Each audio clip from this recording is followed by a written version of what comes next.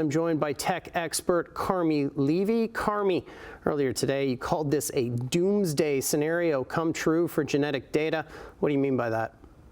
Well, I mean, this isn't just any data, Matt. This isn't just a password or some personal information that you had in a file. You can't just go and change it.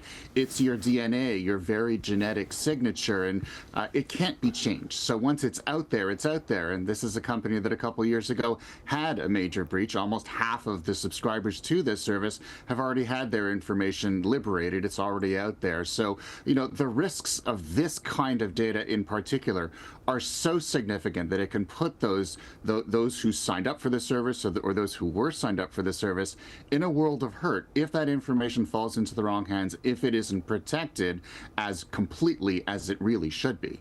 And can it be protected if it's being sold to another company that hasn't made the promises 23andMe has made to its customers?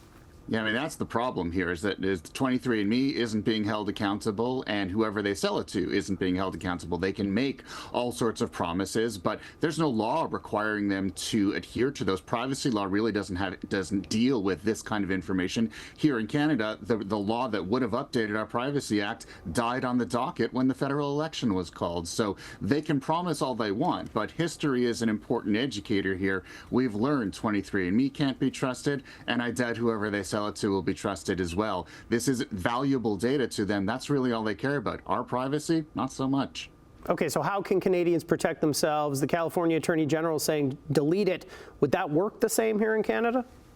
It certainly would, because the app, the app doesn't recognize global borders, and I've already checked it out. You can go into your settings and you can ask for a download of all of your data. Then you can also ask to have your account removed. So they will delete all of your data from their systems and remove your account from it, so it would not be subject to whatever happens during bankruptcy proceedings. Of course, again, we're holding our breath, hoping they do what they say. How many times have we gone online to remove ourselves from other accounts only to continue to receive messages from them or to find that our data wasn't actually deleted? So we're going to trust them. We're going to have to verify that as well.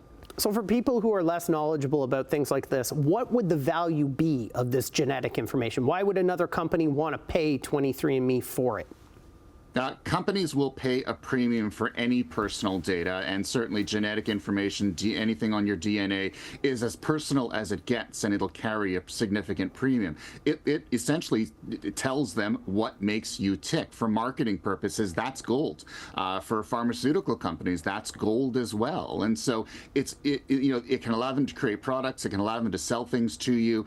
It can also be used against us if it falls into the wrong hands. It can be used to deny us insurance coverage, deny us a job, deny us that mortgage. And so there are all sorts of ways that this can be used, both for marketing advantage of the companies that own it, as well as disadvantage to the folks, you and me, who created this DNA in the first place. We're just about out of time, but do you think that this is a lesson for people who thought, you know, this is just a fun way to learn more about your ancestry?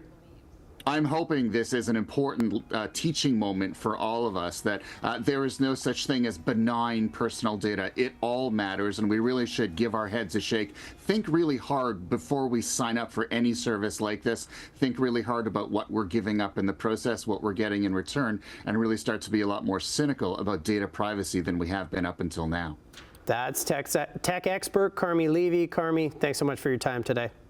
Appreciate it, Matt.